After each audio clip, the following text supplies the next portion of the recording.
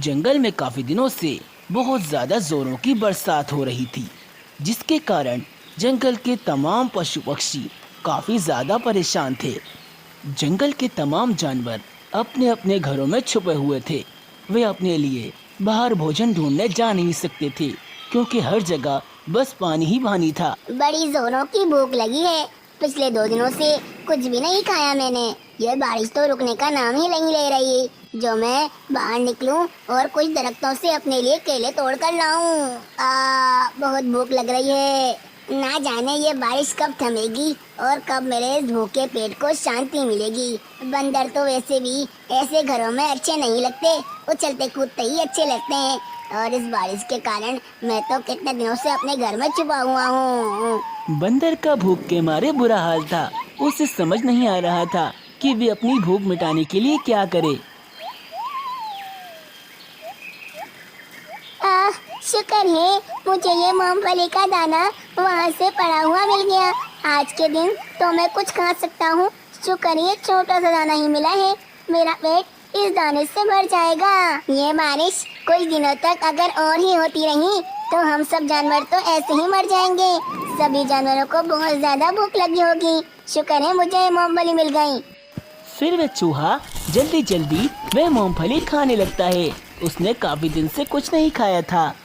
शुक्र है अब जाके मेरे इस भूखे पेट को राहत मिली है। ये मूंगफली का दाना छोटा है परंतु मेरे लिए काफी है। जहाँ सभी जानवर बारिश के कारण इतने ज्यादा परेशान थे, वहीं जंगल का शेर लामा सबसे ज्यादा चिंतित था। लामा को बारिश में भोजन ना मिलने की परेशानी तो थी ही, परंतु साथ ही साथ उसकी माँ बारिश के अंदर तेज बुखार में तप रही थी। माँ उठ जाओ माँ, तुम्हें ये क्या हुआ है? इतनी बारिश के अंदर मैं तुम्हें कहाँ लेकर जाऊँगा? मैं बहुत ज़्यादा परेशान हो गया हूँ। उठ जाओ माँ, मुझसे बात करो। मैं इस जंगल में बहुत ज़्यादा अकेला हूँ।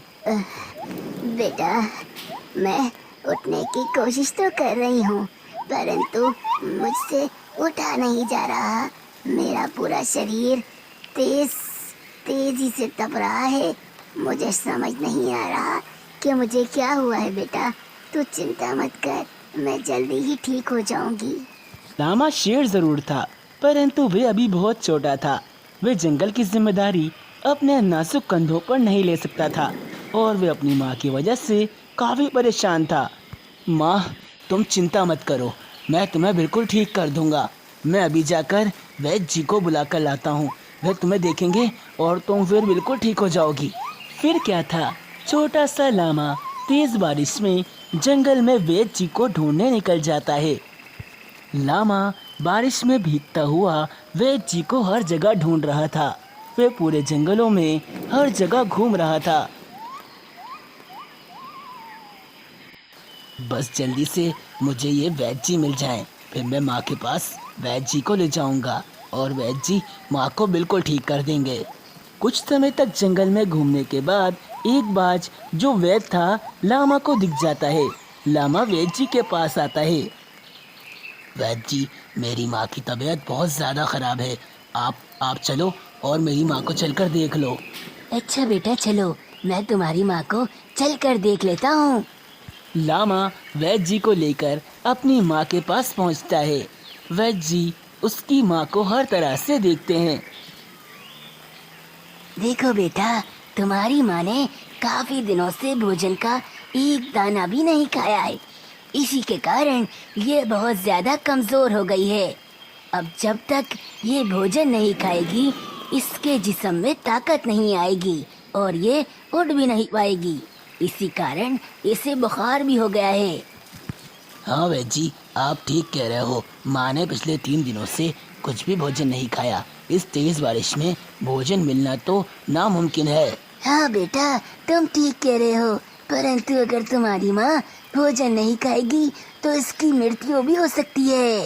तुम्हें इस बारिश में इसके लिए भोजन ढूंढना ही होगा। क्या मेरी माँ की मृत्यु?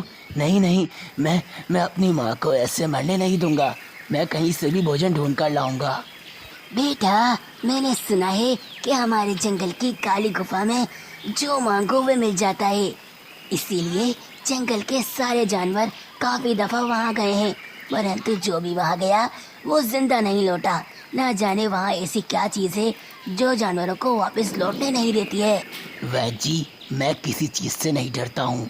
अब मैं उस काली गुफा में जाऊंगा और अपनी माँ के लिए भोजन लेकर भी आऊंगा। लामा तेज बारिश में उस काली गुफा की तरफ जाने के लिए निकल जाता है। लामा हर हाल में अपनी माँ को जीवित देखना चाहता था, इसीलिए वह तेजी से काली गुफा की तरफ बढ़ रहा था।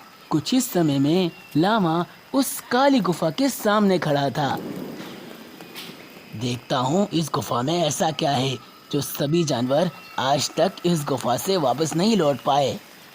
फिर लामा उस काली गुफा के अंदर पहुँचता है और देखता है कि एक हाथी अपने साथ 4 हिरन को लेकर खड़ा हुआ है। तुम लामा ही हो ना?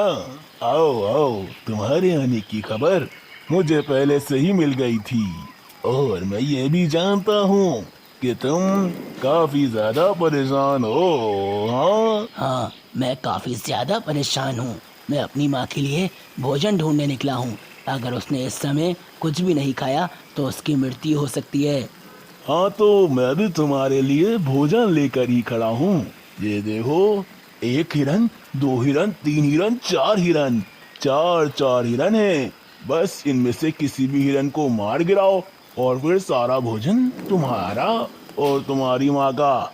क्या मैं इस हिरन को जान से मार दूं?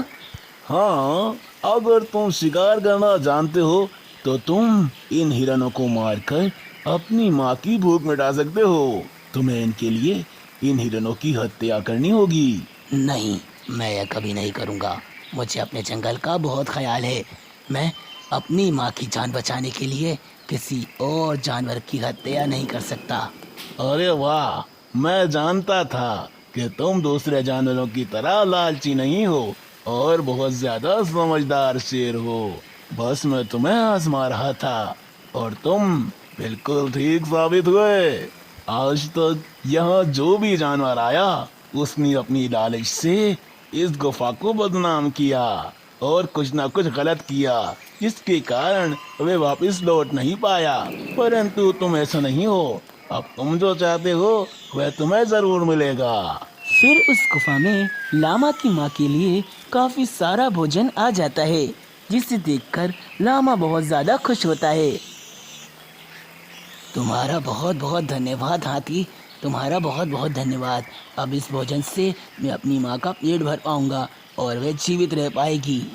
लामा जल्दी जल्दी वह भोजन उठाता है और वहाँ से फौरन अपनी माँ के पास पहुँचता है। लामा की माँ वह भोजन खाती है, जिस भोजन को खाते ही लामा की माँ के शरीर में ताकत आती है और वह फौरन से उठ खड़ी होती है। माँ, तुम ठीक हो माँ? अब ऐसा मेरे साथ कभी मत करना, मुझे छोड़कर कभी मत जाना। जिसका बेटा ही इतना ज्यादा बहादुर हो, उसकी माँ ऐसे कैसे मर सकती है? तुमने मेरी जान बचाई है बेटा, तुम बहुत ज्यादा बहादुर हो। अभी जंगल तुम्हारे ही हवाले है। लामा अब आहिस्ता आहिस्ता बड़ा हो रहा था। अब उसे ही इस पूरे जंगल को संभालना था। दोस्तों, लाइक कीजिए द एनिमल फैमिली को और लामा के इस जंगल का हिस्सा आप भी बन जाइए।